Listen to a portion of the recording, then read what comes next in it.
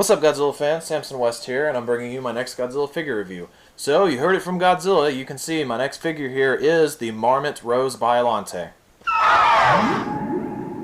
And yeah, she's a pretty terrific figure. She's a one-of-a-kind out of my entire collection because she's just so unique, and she's one of the most vibrant-looking things. It's one of the most noticeable ones you'll see on my shelf when you walk in my room.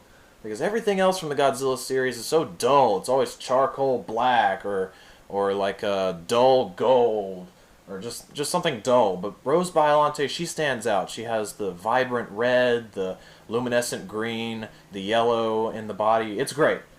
Okay, so like usual, I need to go through the three orders: the history, the articulation, and then the sizing. So, okay, history first. Godzilla vs. Biollante, 1989. It was a direct sequel to the 1984 film Godzilla Returns, or for some people, Godzilla 1985, even though it was made in 84.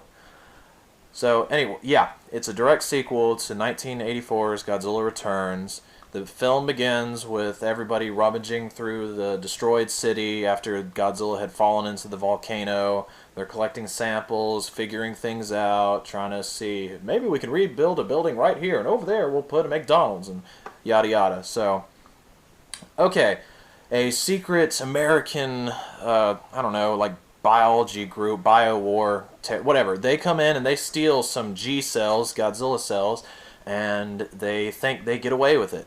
But a lone gunman, an assassin, comes in and he wipes all the crew out, and he takes away the G cells and is not seen until later on in the movie. And in that same time period, still back in 1984, a scientist and his daughter are working in a scientific technology, whatever, a facility, and there's a bad explosion. The daughter is killed, and the scientist is stricken with grief, and it's very upsetting. And then we get out of that and fast forward 5 years later, back to where the actual film takes place, 1989.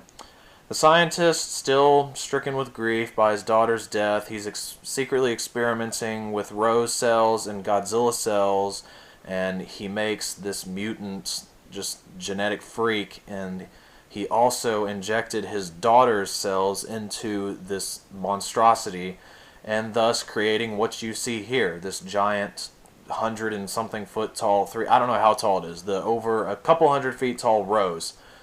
And Godzilla comes in and he fights the Rose, he kills the Rose, and Biollante comes back later as this giant alligator plant thing, but I'm not going to talk about that because we're talking about Rose Biollante. And sorry I don't know all the lingo here, the exact history. I haven't seen Godzilla vs. Biollante in a long time. Okay, now, okay, that's it for history for right now. Let's go on to the detail on this thing. Detail is pretty exquisite. There are two different paint jobs on this figure, and I have the first issue. The second one is like purple and funky and kind of a groovy color, but I like this one because it's the most movie-accurate Rose Biollante figure out there. Unless you buy a model kit, but I don't do models. I'm not good at models. Alright, detail is exquisite. Like I said, you have the little bits of shade of red right here, and I don't know what you would call that, the core of the monster. Both the Rose Biollante and the adult Biollante had like the orangey red core of the body, and it's just, it has it almost has three different shades of green. It has a light green, a forest green, and then almost like a navy green, like a navy blue green, but yeah. And then it has the red orange color on the head of the figure. It has the red that's inside of each of these tentacle mouths, and it has the silver teeth up here. The entire body, you look at the bottom, the base of the figure is a flesh yellow color, and that is the base color for this whole figure, and it goes all the way around. That's the dark green that I was talking about, almost the navy blue green. And yeah, so detail is very good. You have all the ridges on the body, the leaves, it has the stalks coming out of the side. Each petal of the rose head is very well sculpted. I think the detail is exquisite. I know I've said exquisite a few times, but exquisite is the only word that I think suits what I'm trying to say right now. So, yeah, I give detail awesome, just great, 10 out of 10. Okay, now on to articulation on this girl.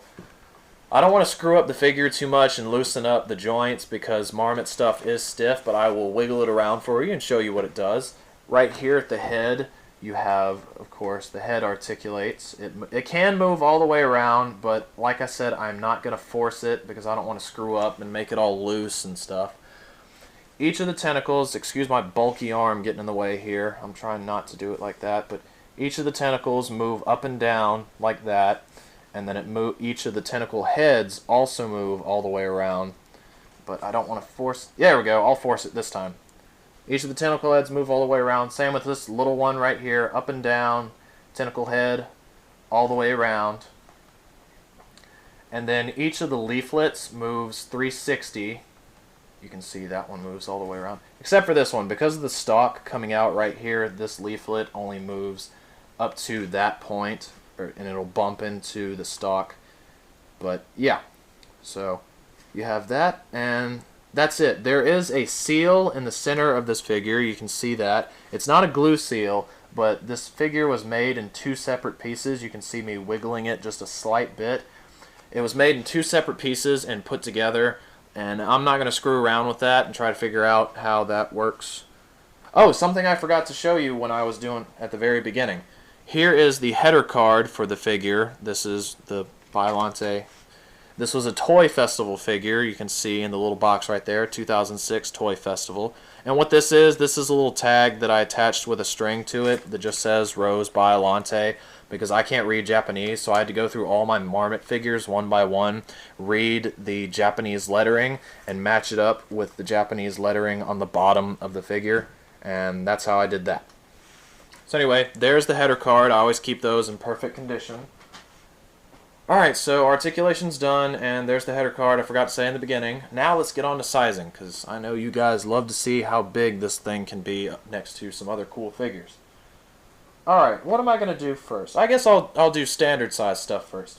Here we go. I have the Bandai standard size Godzilla 1991. Yep, pretty cool figure. I don't know if this sizes up quite right. Godzilla was halfway submerged in the lake that he fought this behemoth rose plant in. He was halfway submerged, and so you don't necessarily know how he would size up next to this thing. But if you put the Godzilla about waist high, okay, let's see, how am I trying to say this? If you put the waist of the Godzilla next to the bottom of the Biollante, I guess that would size up, but you saw half the Biollante was off screen, so that doesn't work. But let's show you something that might work a little bit better. Alright, 6-inch Bandai Godzilla 1994.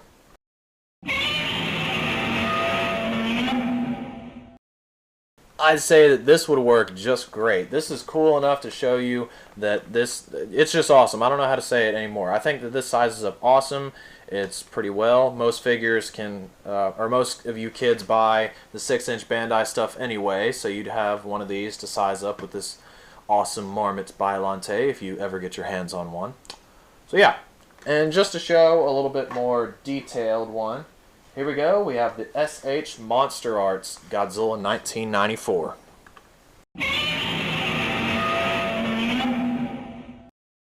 And that just shows like a scowling, mean-looking Godzilla figure with the innocent, pitiful-looking Rose.